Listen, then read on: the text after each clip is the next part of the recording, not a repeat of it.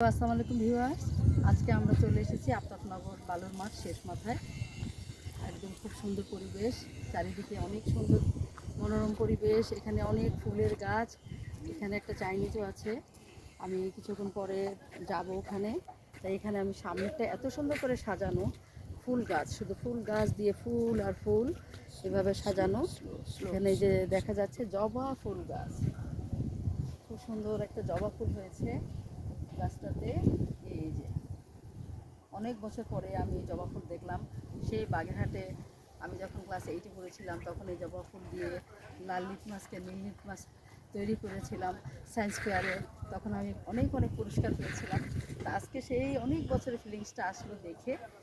এই যে অনেক ধরনের ফুল, এখন আমরা এই পুরাটা আপনাদেরকে ঘুরে দেখাবো, খুব সুন্দর করে সাজানো।